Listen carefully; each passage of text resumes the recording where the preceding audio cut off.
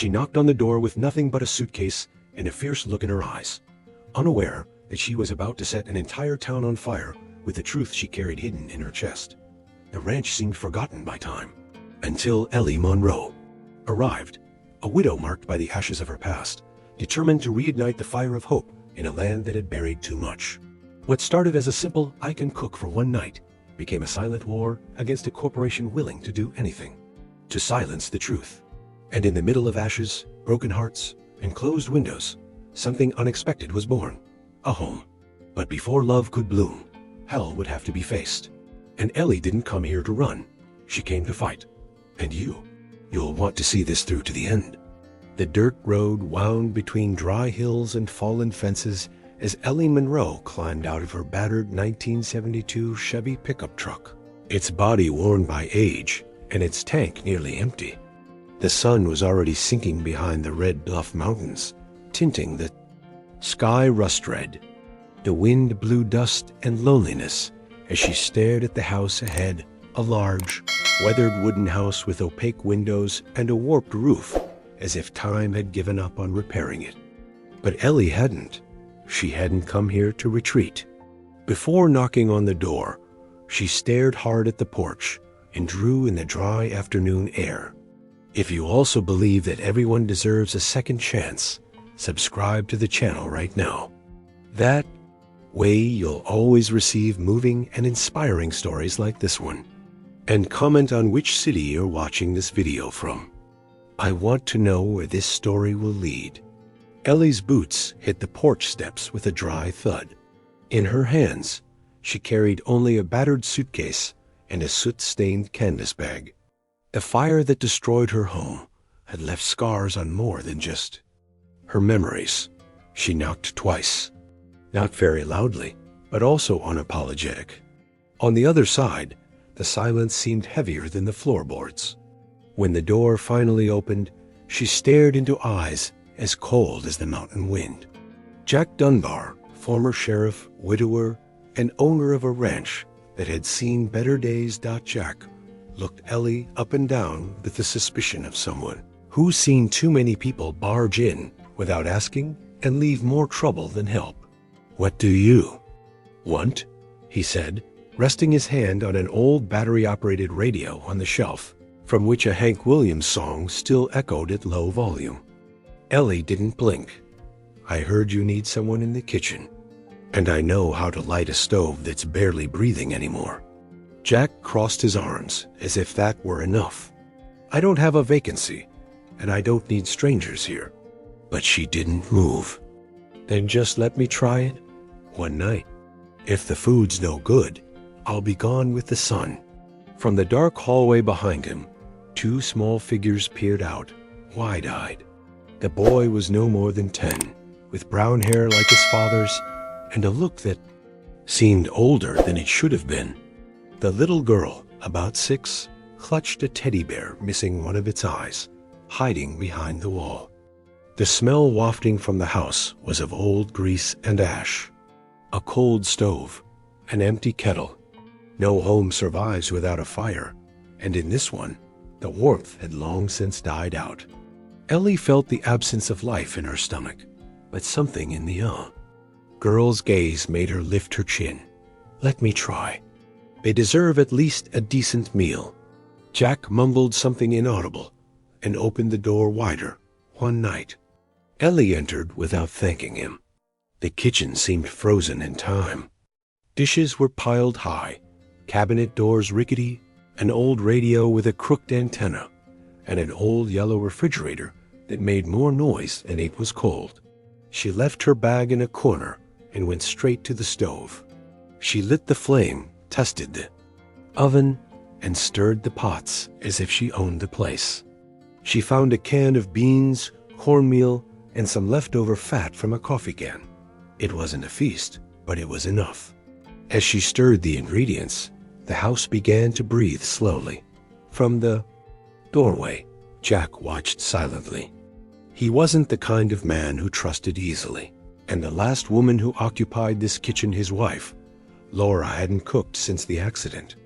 Ellie chopped the onions with almost military precision. Her movements were sure. her presence firm. She said little, but what she did spoke louder than any speech. Katie, the girl, was the first to approach. She stood on tiptoe, peering into the pan where the cornbread batter was beginning to brown. Ellie smiled, without turning around. "This one's almost ready. Do you like cornbread?" The silence that dominated the ranch was broken by the crackle of wood in the stove and the strong smell that spread through the hallways. Ben appeared soon after, arms crossed like a miniature sheriff. Jack remained still, as if watching this were more dangerous than facing any armed stranger. When Ellie set the plates on the table, no one said a word. They ate in silence, but, hungry, even Jack bit into the bread with the surprise of someone remembering the taste of what time had taken away. Little Katie held her teddy bear with one hand, but ate with the other. The ranch, for the first time in a long time, felt alive. After the meal, Ellie washed the dishes without asking for help. She dried them with the cleanest cloth she could find and hung her apron by the window. Katie dozed on the couch with her teddy bear on her lap, and Ben leaned against the wall, pretending not to watch. Jack remained in the doorway, eyes fixed on her.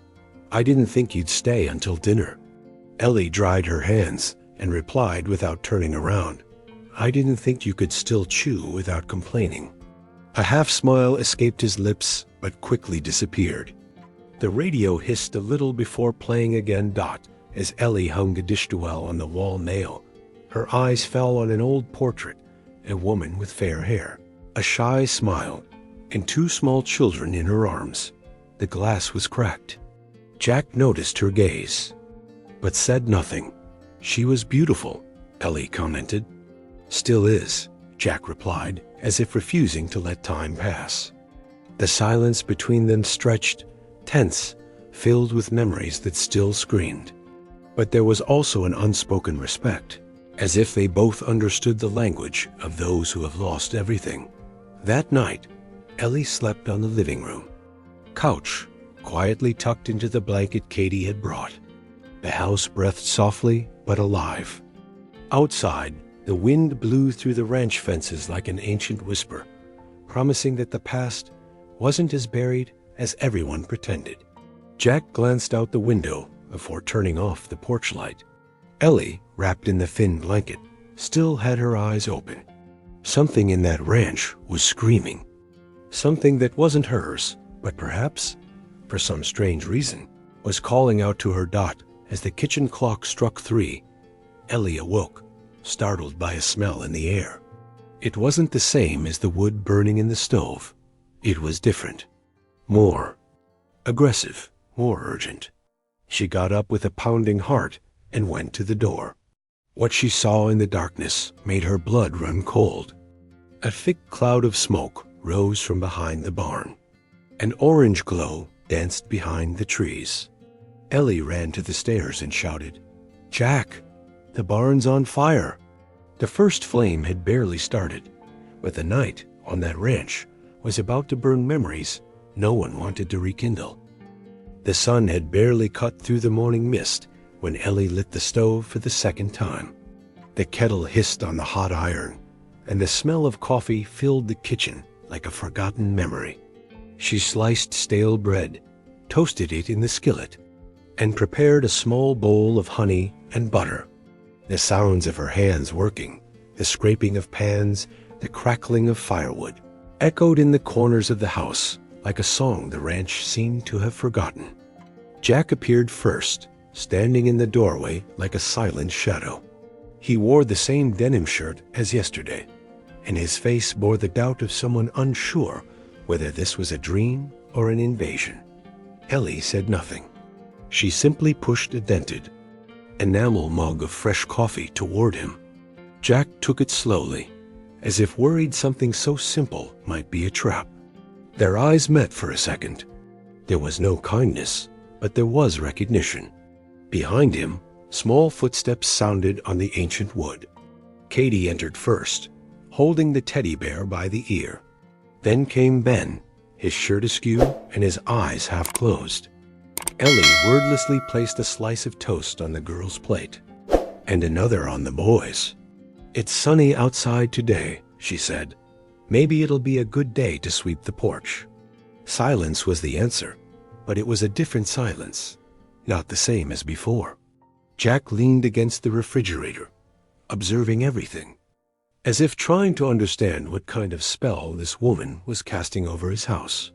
Katie carefully dipped the bread in honey, then looked at Ellie as if asking permission. A nod was enough. Ben stared at Ellie, but his eyes no longer held anger. They held curiosity. Ellie didn't force conversation. She just let the smell of the food and the cadence of the coffee speak for herself. Words could lie. But a warm kitchen COULDN single quotes tea about after breakfast. Ellie washed the dishes while Jack went out to the corral. Through the window, she watched him climb into the old blue pickup truck with the rusty bodywork and drive off, tires kicking up dust. The children went to their rooms, but Katie returned a few minutes later, holding the torn dress. "Do you know how to sew?" she asked, her voice almost faint. Ellie picked up the dress and ran her hand over the fabric. "Yes, I do. They taught M to sew before they taught me to pray." She sat at the table, pulled a sewing kit from her bag, and began mending the tier with precise stitches as the thread threaded through the fabric. The girl sat on the floor beside her, wordless. Each stitch was an invitation. Each pull of the needle stitched together not only the dress, but also the loose threads of a wounded child's trust. When she was finished, Ellie handed her the dress, now with a small flower embroidery on the hem. Katie touched the detail with a shy smile. Ben appeared behind the door, pretending not to see, but watching everything. Ellie looked at him, raising an eyebrow. "You don't tear clothes, do you?" He replied with a half-smile, his arms still crossed. But something in him had already given way in the afternoon. Ellie organized the pantry. He threw out expired packages, stacked the cans, and washed the glass jars.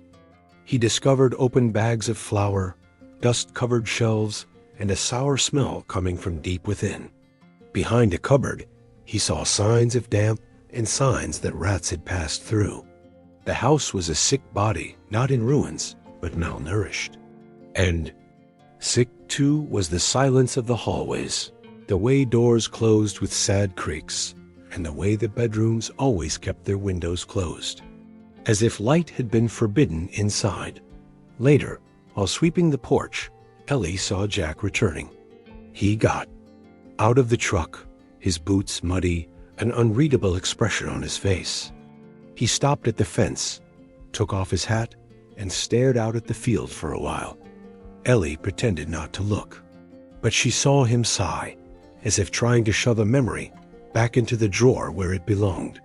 He came in, washed his hands, and sat at the table without a word. Ellie set a plate before him, jerky braised with potatoes and onions. It wasn't much, but it was hot food made with intention. He looked, he ate, and he didn't complain. When it was time to clear the dishes, Ellie spoke for the first time since lunch. "This floor needs fixing. There's a loose board at the entrance to the living room," Jack replied without looking up. "I know." She washed the dishes and put everything away as if she'd been born in this house. Then she turned and sighed, "And that fence near the well is almost falling down. If you don't fix it, the cattle might run away." Jack finally looked at her. "I didn't come here to listen to you give orders." Ellie didn't back down. "And I didn't come here to be a showgirl." Their eyes met like blades. But for a second, something shone in them. Something that could have been admiration or just respect. That night, Katie asked to sleep in her patched dress. Ben left his plate in the sink without being asked. Jack went upstairs carrying an old radio, and Ellie heard him tune to some country station.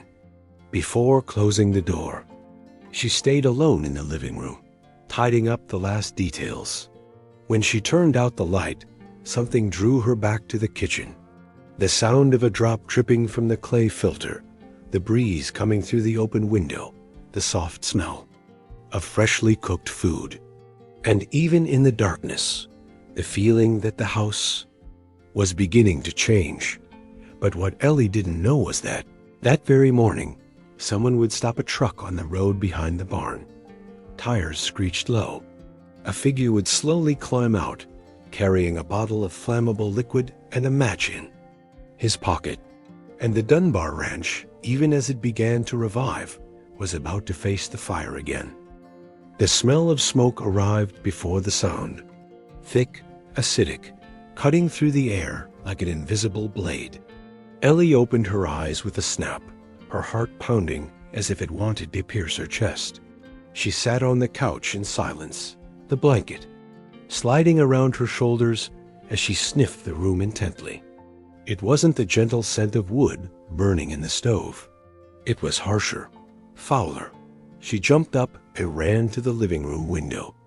Outside, behind the picket fence and the shadow of the oak tree, an orange tongue was already licking the sky. The barn was ablaze. "Jack!" she screamed, her voice piercing the dawn like thunder. She ran for the stairs, stomping as the fire outside grew. "The barn! It's on fire!" The bedroom door banged open. Jack appeared, rifle in hand, and an expression of someone who'd seen hell firsthand. "Stay with the kids," he said. But Ellie was already pulling on her boots. "I told you I can handle fire." And without waiting for an answer, she walked out the door, facing the darkness lit by the flames that were already roaring like wild beasts. Heat hit her face before she even reached the yard. Sparks danced in the air, the dark sky stained with swirling clouds of smoke like ghosts. The old barn, with its rotting wooden slats and straw piled to the roof, was an invitation to chaos. Ellie ran to the water barrel, pulled out the buckets, and began filling. Jack appeared seconds later, throwing down his rifle and grabbing another bucket. They said nothing. They just moved, together, as if the fire had done what words never could. Each bucket thrown was a small hope against a ravenous enemy. The wood cracked loudly. Sparks flew in their sweat-dampened hair, and their arms burned with exertion. Ellie grabbed a shovel and began to slam the flaming sides, screaming in her own fear. "You fight like a demon," Jack yelled over the roar of the flames. "It's because I have a score to settle with hell," she replied, swinging the shovel like a sword. The heat was unbearable, but neither of them backed down. The earth beneath their feet turned to mud, but they sank into it with purpose. Front door opened, and Ben emerged, wide-eyed, holding a flashlight in trembling hands. Katie appeared behind him, hugging the eyeless teddy bear. "Stay away," Jack shouted. But Ellie, sweaty, her face covered in soot, looked at the boy sternly. "Ben, point that light to the right. We need to see where the fire is still burning." The boy obeyed, his eyes wide with astonishment and respect. For the first time, he saw someone facing fear without asking permission.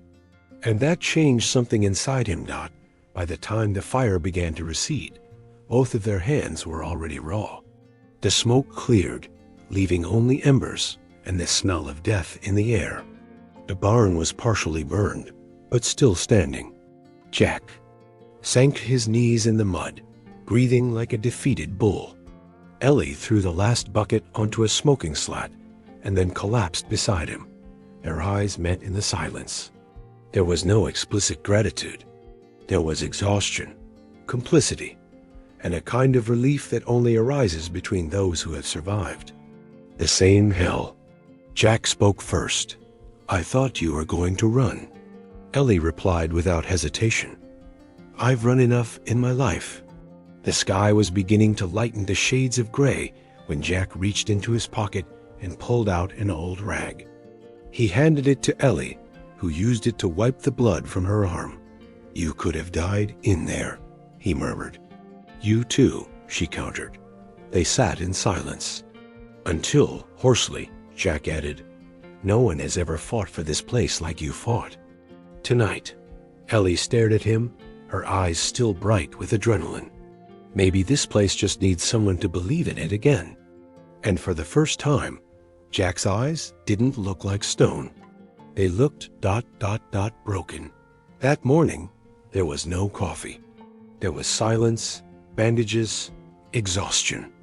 Ellie sat on the doorframe with her soot-covered hands and her eyes fixed on the charred barn. Jack came to her, holding 2 cups of coffee.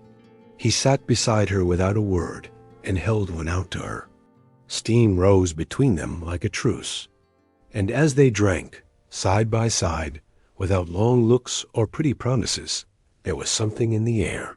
Something that wasn't love yet, but it was the root of it, sprouting from the blackened ground of a ranch that hadn't been totally destroyed. But what neither of them saw was the fresh tire tracks on the back road, tracks that hadn't been there yesterday, tracks that pointed to something much bigger than a simple accidental fire. Someone had been there, someone who wanted to destroy not just wood and straw, but the hope Ellie had just ignited in this place. The smell of ash still lingered in the air as Ellie grabbed the bucket and began cleaning the kitchen. The early morning fire had left more than soot, it had left a warning. The barn was still smoldering in patches, and Jack, though quiet, walked around with his eyes more alert than ever. Ellie decided it was time to tidy up the house. Not just the rooms, but the shadows that lived there.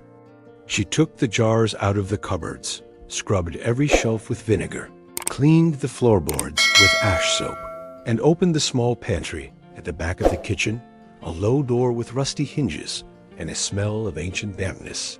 The pantry looked unused for years. The shelves were covered in thick dust and cobwebs. Ellie pulled out an old crate of expired cans, opened a wooden box, and found moldy rags, dried-out bags of flour, and a broken portable radio with the cassette still inside. When she tried to move the back of the cabinet, she felt something different, a dull creak. The wood gave way beneath her fingers, revealing a shallow trapdoor, a false bottom hidden by planks of a different shade. Ellie's heart raced for no apparent reason. It was as if the wood hid more than dust. Carefully, she lifted the lid and found a package wrapped in old cloth and thick twine. The texture indicated it had been there for a long time. Opening it, she found yellowed, handwritten papers in a woman's handwriting. Beside them were maps of the property drawn in ink, and red marks circled spots near the well. Ellie sat on the dirt floor, knees bent, the papers in her lap. Her eyes scanned the words as if something inside her already knew what was coming. The first letter began with a name she hadn't expected, Laura Dunbar. Jack's late wife's words trembled on the paper as if screaming even years later. They came again today with new promises and a dirty handshake. They said the wells wouldn't be affected. They lied. I saw the barrels being buried near the north fence. Ellie held her breath. The letter continued. Jack wants to believe that if he stays silent, they'll go away. But I see it in his eyes. He knows. He just doesn't want to see that they've already poisoned this land. Those letters weren't just confidences. They were evidence. Evidence of a crime that had begun that same decade, the 1980s, and that had never been exposed. The folder also contained notes with dates, truck license plates, and the names of company representatives. At the top of several papers was the same name, Silver Ridge Industrial, the same company now prowling the area, offering money in exchange for silence and land titles. Ellie took the map and spread it out on the ground. Marks circled the now dry areas where vegetation had ceased to grow without explanation. Contamination wasn't just a possibility. It was a buried certainty. Along with the courage of a woman who tried to speak out and was ignored. She stood up, clutching the papers to her chest. The material was too dangerous to leave out in the open. She walked through the house to the living room, where Jack was repairing one of the cabinet doors with an old screwdriver. He saw her enter, her face tense and her eyes blazing. "What's wrong?" Ellie threw the papers onto the table with a thud. Jack paled at the sight of the handwriting. "Where did you find this?" Ellie crossed her arms. "In the pantry, hidden." Jack fingered the pages like someone rediscovering a ghost. His expression hardened. "You shouldn't have touched it. You shouldn't have hidden it," Ellie countered softly. "Your wife tried to warn someone. You ignored her." Jack closed his eyes for a second. The silence in the room became a concrete wall between them. "She wanted to protect the children and me too." Ellie moved closer. "Protect how? By pretending not to see? By selling this land for a few empty promises?" Jack stood slowly, the chair creaking behind him. "You don't know what it was like to lose everything in one fell swoop." Ellie stared at him steadily. "And you don't know what it's like to try to save them can be ignored." For a few seconds, all that could be heard was the ticking of the clock on the wall. Ellie gathered the letters with steady hands. "These documents need to go to the city. Someone needs to see this." Jack frowned. "You want to set this city on fire?" Ellie glared at him, her eyes even brighter. "Maybe it's time to light something here." She turned to leave the room, but before she reached the door, Jack muttered, "These papers almost killed us once." Ellie stopped, not turning around. "And what's killing you now is the silence." Jack sat down again, his eyes lost in the scattered pages. He touched his wife's name with the tip of his finger, then ran his hand over his face, as if trying to wake from an old nightmare.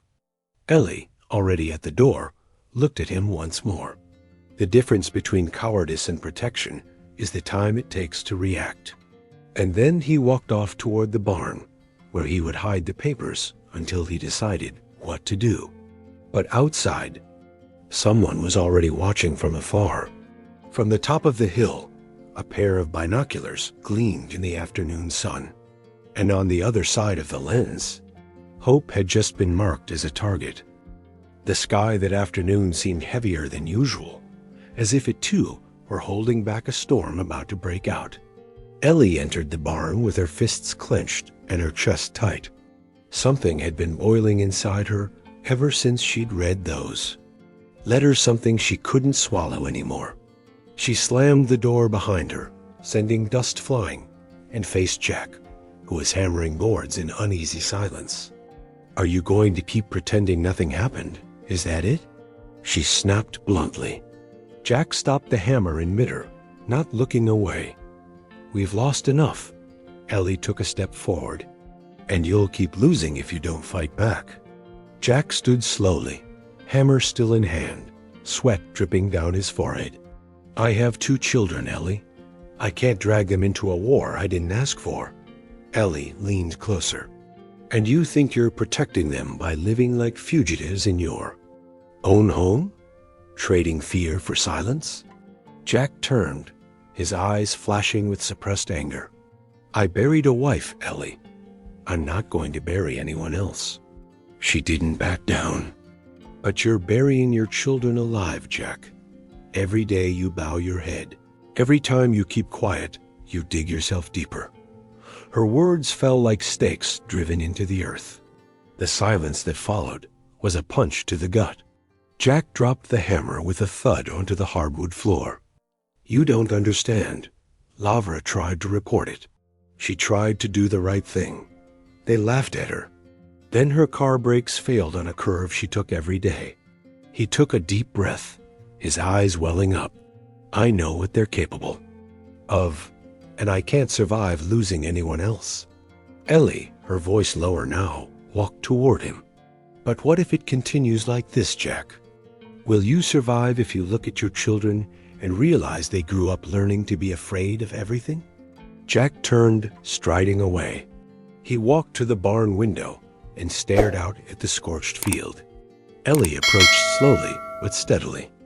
Ben keeps quiet because he's learned that silence is a shield. Katie doesn't smile because she doesn't know if she can trust the world. And you locked yourself inside this house, waiting for time to solve it for you. Jack narrowed his eyes. You came here, spent 3 days. You think you know my life? Ellie raised her voice. I recognize pain. I recognize emptiness. And I recognize when someone hides behind it as an excuse not to try anymore. The barn felt smaller, suffocating. The tension between them was a wire stretched to its limit. Ellie stood before him, eye to eye, her voice now low and charged with something deeper. I'm not asking you to be a hero. I'm asking you to be a father, a husband to a woman who died trying to do the right thing, owner of a land that's dying because no one has the courage to fight for it. Jack swallowed hard. The words lodged deep inside, like knives, like prayers, like everything he didn't want to hear but needed to. For a moment, Ellie thought he might explode again. But Jack just slumped his shoulders. He looked smaller, older, weary. I'm broken, Ellie. There's nothing left of me. She leaned closer, almost in a whisper. Ben, let me help you pick up the pieces. But you have to give me at least a part of you that still wants to fight. He didn't answer. He just closed his eyes. A thick silence formed between them, and yet something about that silence was different. It was as if the resistance was giving way. Not out of weakness, but out of hope. Ellie walked away slowly, her eyes still fixed on him. I'm going to take those letters to town. If anyone still has the courage to listen, they'll listen now. Jack looked up. There was no anger left, only weary fear. What if they come back? Ellie took a deep breath. The difference between fear and cowardice is what you do with it. She walked to the barn door, but before leaving, she turned one last time. You have until tomorrow morning to decide which side you're on. The evening light flooded the space as she left, leaving Jack alone with his own ghosts. That night, as Ellie was putting the documents away in a wooden box under the living room floorboards, Ben appeared in the doorway. Will my father let you go? Ellie stared at the boy for a moment, then crouched down in front of him. He's scared, but sometimes it's in fear that we find courage. Ben lowered his head and left silently. But he left something on the table, a drawing of him, his sister, his father, and Ellie, together.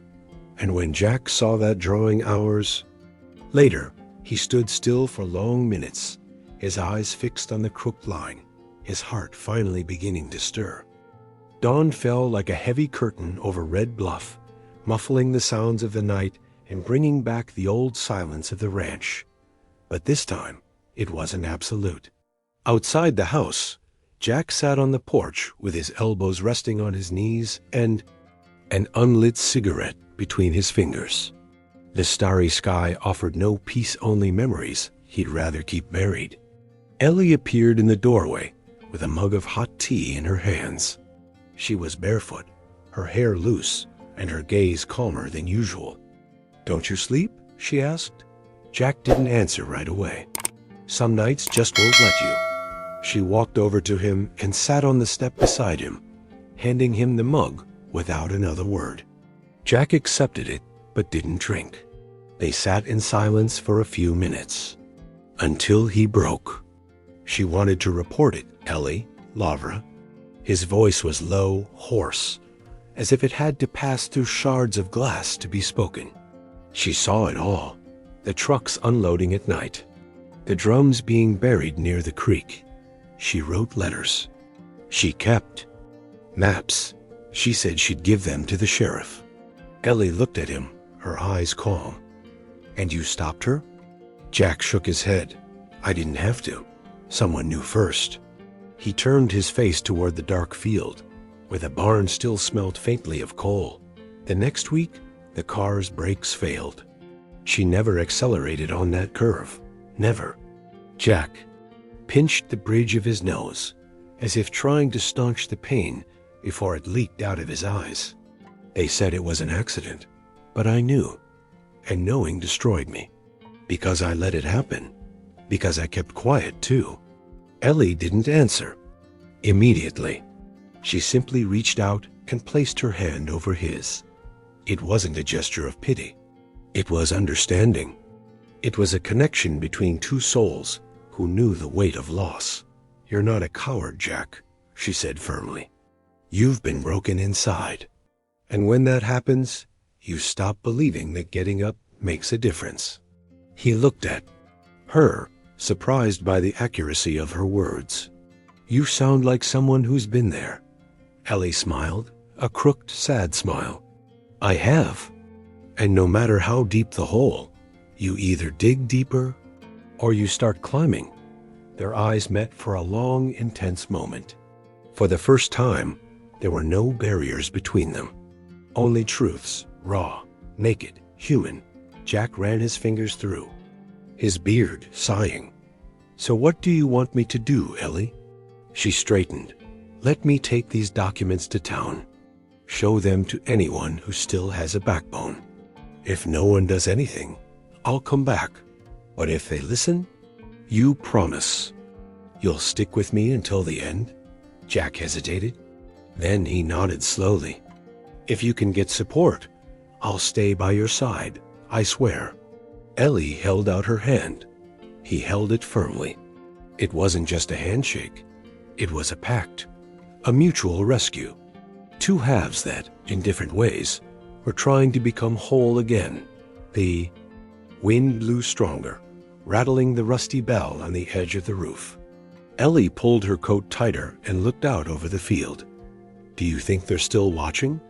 Jack nodded. "They always are." She swallowed hard.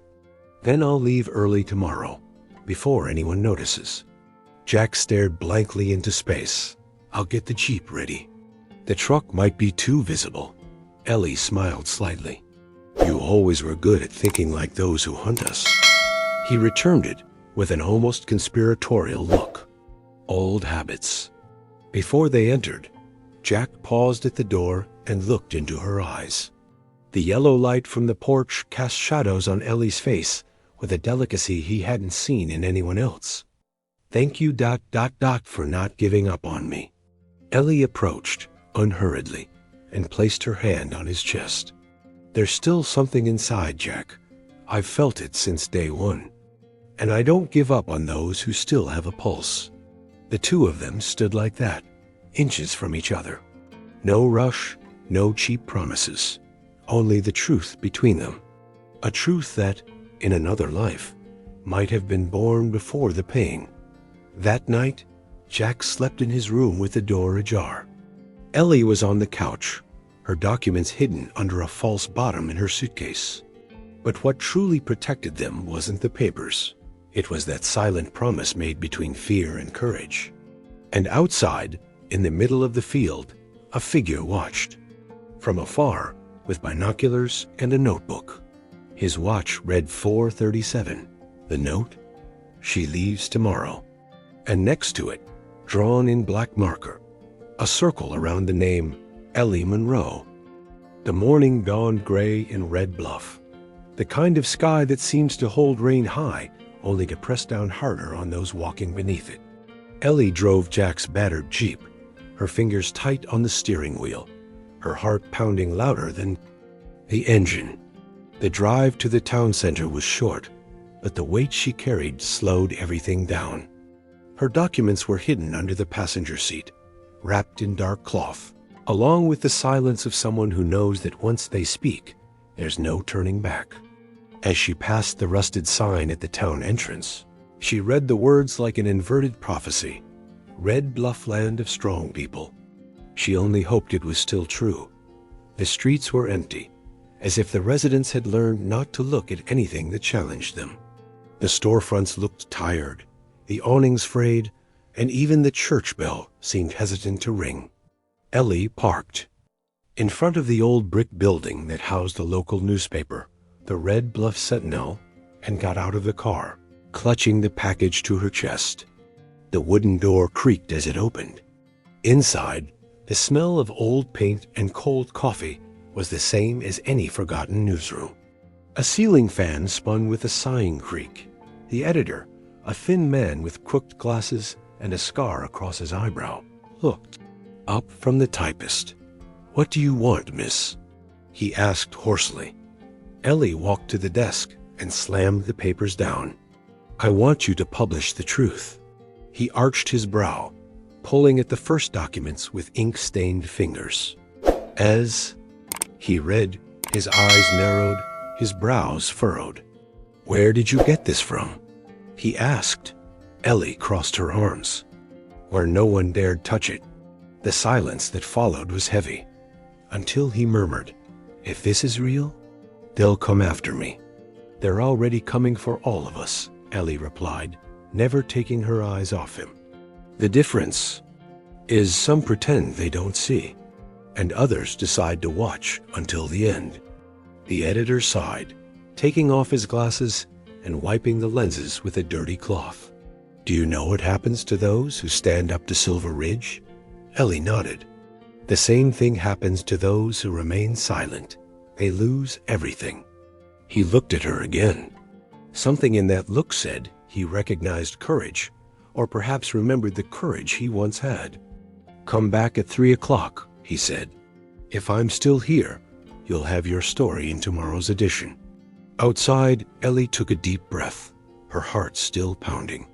She walked along the sidewalk, looking toward the square where an abandoned bandstand was a reminder of the days when the town still held festivals and dances. A sound of footsteps made her turn. A man in a light brown jacket, gray hair, and a cane in one hand approached. "Are you the girl from the Dunbar Ranch?" he asked. Ellie nodded, instinctively wary. "Frank Moreno," he said, extending his hand. "I was friends with Jack and Lavra." Ellie squeezed his hand tightly. "Then you know what they tried to do." Frank nodded, his face serious. "And they failed, because no one had the courage to continue." They went to a nearby coffee shop, where Frank, in a low voice, explained that he was a retired lawyer, but still knew names and debts circulating among the town's leaders. Silver Ridge bought out half the council members.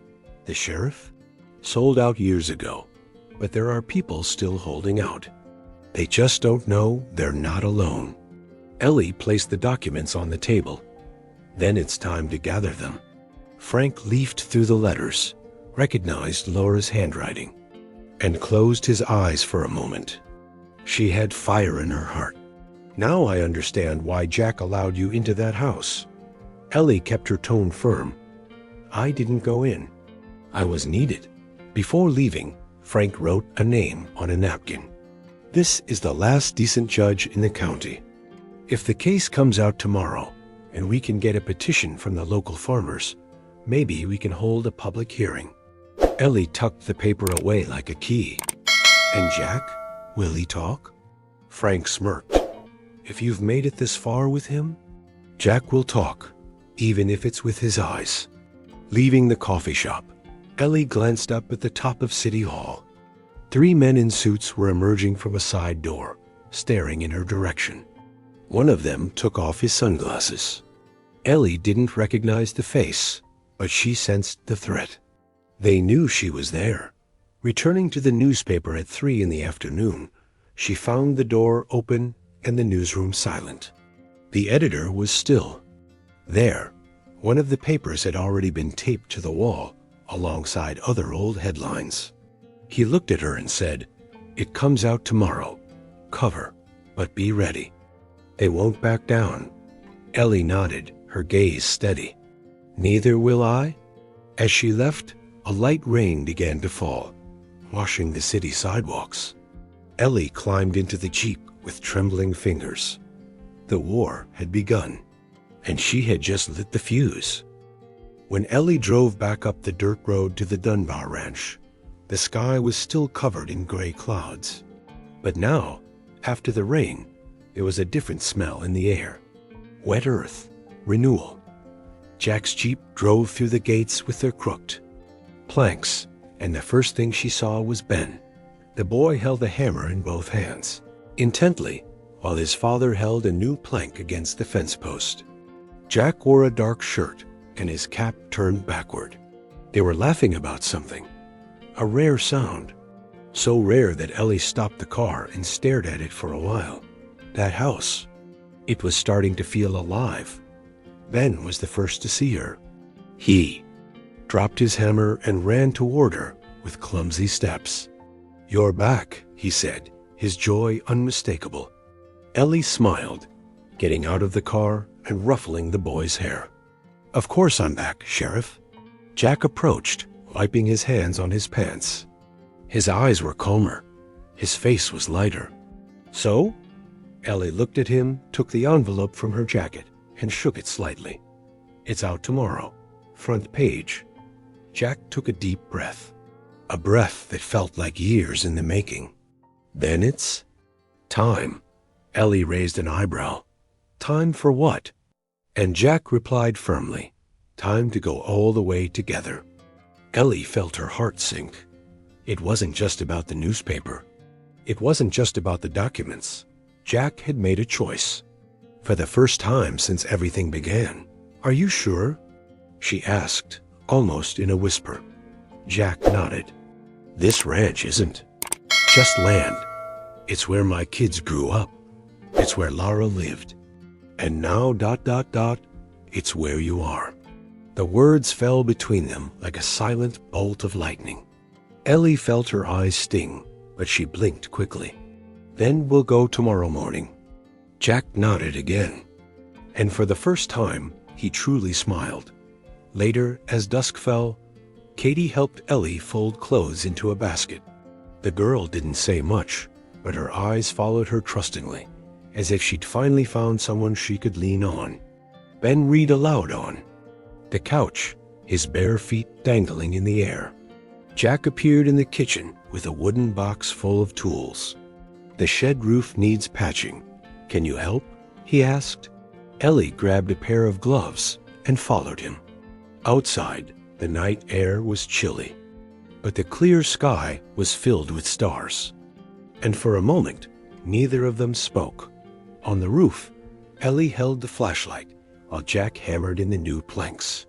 The sound of the impact was rhythmic, almost hypnotic, until he stopped, looked at her, and said, "You changed everything here. And you didn't even ask for permission." Ellie laughed lightly. "I always thought that when you wait for permission, life is already over." Jack stepped down from the ladder and stood a few steps away from her. His eyes searched for something he couldn't yet name. Lavra ... she was good. But she lived by what was expected of her. You live as if the world were your battlefield." Ellie stared. "Maybe it is." Their eyes met tightly. Jack took another step. The silence around them became complicit. There were no sounds, only breathing and waiting. "You scare me, Ellie," he said, almost a whisper, "because I thought I'd forgotten what it was. Like to feel something again." Ellie moved closer, slowly, until their faces were close enough for a secret. "And you scare me, Jack, because I thought I'd forgotten what it was like to trust." The distance between them disappeared. And there, in the backyard of a ranch that was beginning to rebuild, under the dim light of the porch, they kissed. It wasn't a rushed, uncertain kiss. It was a silent, layered kiss, as if years of pain, loss, and survival had converged in that moment. Jack cupped her face with firm but gentle hands. Ellie touched his chest, feeling his heart beat fast but steady. When they pulled away, he still held her eyes. "You brought life back to this place, Ellie, including within me." She rested her forehead against his. "So don't let me do this alone." Before going to sleep, Jack pulled an old wooden box from the back of the closet. Inside were forgotten papers, keys to sealed cabinets, faded photos, and a letter that had never been sent. In the letter, Lavra spoke of the impending threat and her fear. But at the end, there was a sentence. If I fall, I hope someone stronger will carry me through. Jack read it with a tight throat. He folded the letter carefully and put it back in the box. Then he went downstairs and went to the couch where Ellie was folding a blanket. Tomorrow we'll leave, and I'll be with you until the end, whatever it takes. The morning of the hearing dawned sultry, as if even the air knew something important was about to happen. Red Bluff's central square, which used to echo only with hurried footsteps and averted glances, was now filled with people. Men in hats, women with briefcases, elderly people, children all in front of the old city hall, where wooden benches and a rusted microphone awaited the voice the city had refused to use for decades. Jack parked his truck next to the square, with Ben and Katie in the back seat, and Ellie beside him, the documents protected as if they were gold. This was where everything would be decided. The story had come out that morning front page, headline, in bold letters, poison at the root. The paper circulated quickly, like a lit match in a dry field. For the first time, people had names, dates, evidence. Ellie clutched a folded copy to her chest. Jack kept his chin up, even as his eyes widened, as if he still expected the worst. Inside, men in ties moved hurriedly, and the central audience table displayed county flags and water glasses lined up like soldiers. Frank Marino was already waiting for them at the entrance, his leather briefcase under his arm, his shoulders straight as in his courtroom days. They'll try to intimidate us and deny everything, he said. But if we stand, maybe they'll fall. Ellie nodded. We didn't come all this way to back down. Inside, the Silver Ridge representatives occupied the front rows. Among them was Reuben Straub, a man in a light gray suit with a sharp smile and unblinking eyes. The presiding judge, an elderly judge, bent with age and disillusionment, announced the start in a weary voice. We're here to listen, finally. Jack was the first to speak. His voice, initially shaky, grew firmer as he recounted what he saw, what he suspected, and most importantly, what he chose to ignore. My wife tried to speak and died before anyone could hear. A silence fell after this. The entire town knew of the tragedy, but had never heard Jack speak of it aloud. Ellie then stood, documents in hand. She walked to the lectern with firm steps, as if carrying not only evidence, but centuries of silence. She spread the letters on the bench and took a deep breath before beginning. These pages were written by a woman who can no longer speak for herself. So, I speak for her. The room fell completely silent. Here are the dates, the names, the lies. Here are the traces Silver Ridge tried to hide by burying what was most precious, the water that sustains us. I read every line. I felt her fear. But today, it's not fear I bring. It's fire. Ellie held up the newspaper. It's here, printed, visible. No one can say they don't know more. From the back of the room, a woman raised her hand. They promised to care for my son's land. Now he's buried in it. Murmurs began to grow. Other residents stood. A row of hands rose, carrying documents, receipts, old complaints. The city's voice, stifled since the 1980s, began to find strength. Reuben Straub tried to interrupt. These accusations are unfounded. We have records in order, renewed licenses, and bought licenses. Someone from the audience shouted. Tension settled like wildfire in the air. Ellie didn't back down. You bought silence with crumbs and fear. But today, the bill arrived. The judge banged his gavel for order, but the damage was already done. The city had awakened doubt. The local sheriff entered the room, staring at Straub with tense eyes. I received a formal complaint with enough signatures to open an investigation. And if the evidence is what it seems, we'll need warrants. Frank Marino handed over the folder. We have more copies. And witnesses. Straub fell silent. For the first time, his smile faded. Outside, the crowd now knew they were not alone. One by one, the faces there understood that something had changed. That someone had found the courage to break the cycle. Ellie returned to the bench beside Jack. He took her hand and squeezed it firmly, wordlessly. But in that touch, there was everything. Fear conquered, pain shared, a promise fulfilled. The hearing would still last hours, with deadlines and formalities, but the true verdict had already been delivered by the people. When the session concluded, the judge stood, and for the first time in years, looked out at the city with wet eyes. Today, justice has begun to make its noise. Outside, the sun was peeking through the clouds. Small, timid, but enough to light the way. As she was leaving, a reporter approached Ellie with her tape recorder running. "Do you think they won?" Ellie looked at the town, then at Jack and the children waiting beside the truck. "Not yet, but now they know we're not silent. And that's half the victory." Jack put on his hat and opened the car door. "Shall we go home?" Ellie smiled. "Let's go, because now we have a home." And the Dunbar Ranch, once just land, became a home protected not by fence or walls, but by the courage of those who chose not to be silent. Spring arrived shyly in Red Bluff that year, but it did arrive. The earth, once dry and scorched, now blossomed in shades of green that made the eyes sting with life. In the fields surrounding the Dunbar Ranch, once forgotten trails were gaining. New footsteps, and the barn, once scarred by fire, now stood with new boards and the smell of fresh wood. Jack was hammering steadily, but this time he wasn't alone. Ben held the boards, Katie painted the new sign with paints spilled from old cans, and Ellie. Ellie was there, gloves on her hands and a smile on her lips. Since the hearing, Silver? Ridge has vanished from the region like a ghost driven out by too much light. No one else has appeared offering money in pale envelopes. The newspapers stopped reporting, but the town hasn't forgotten.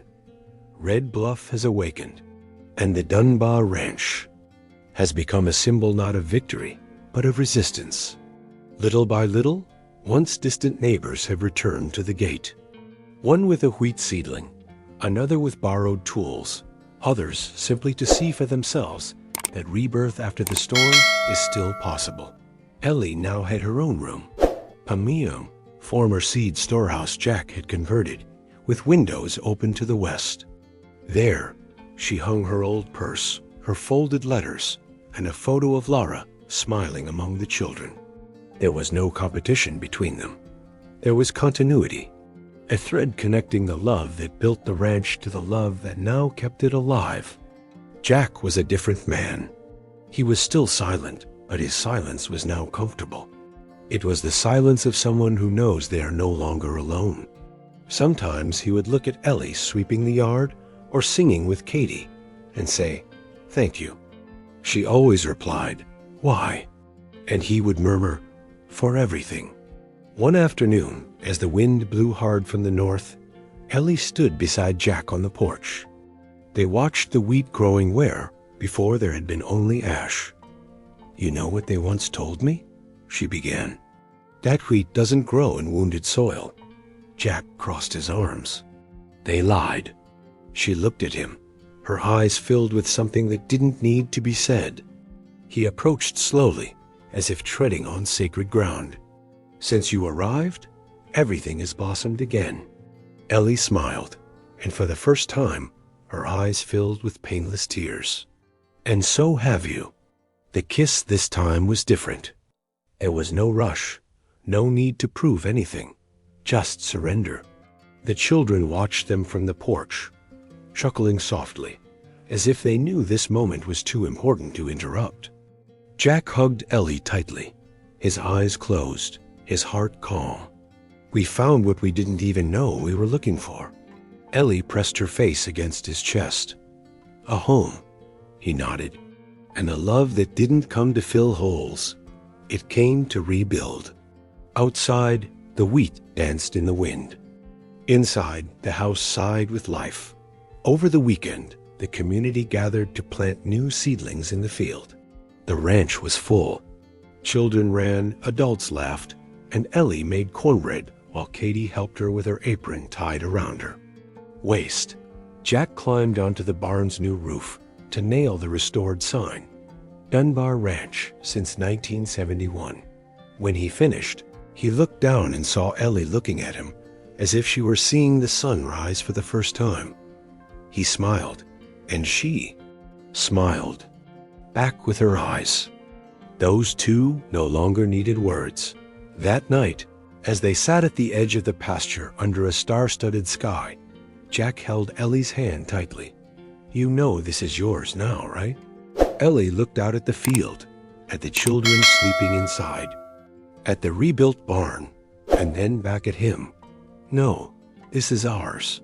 Jack nodded, his eyes shining in the darkness. "You brought life back to this place, but you were the one who taught me to want to live again." Ellie rested her head on his shoulder. Hope... Sometimes you think you've lost it, but it was just waiting for a place to bloom. And so it was. The Dunbar Ranch, once shrouded in silence, now echoed with laughter, footsteps, voices, and even music on Sundays.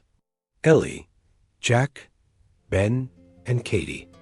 4 hearts that had bled too much. But now, side by side, they planted more than corn or wheat. They planted time, roots, love, and there, that land marked by struggles and discreet miracles. It wasn't just the ranch that survived, it was hope. And that was how a woman marked by fire, a man wounded by silence, and 2 children forgotten by time found, in each other, a way back home. Not through the walls that were built, but through the love that, little by little, was planted. Like wheat in tired soil, if this story touched your heart. If you also believe that everyone deserves a second chance, then subscribe to the channel now. Because here you'll always find moving, inspiring stories that warm the soul, even on the coldest days. And now tell me in the comments, have you ever experienced or witnessed a new beginning story like this? What was the part that moved you the most in this video? Do you think Ellie and Jack deserve a sequel? I read each comment with care. And who knows, the next story might not be inspired by something you write here. Oh, and tell me what city or country you're watching this video from. It's always exciting to see where our stories are going. Thank you so much for sticking around. May love, hope, and courage also find a home within your heart. See you in the next video. See you then.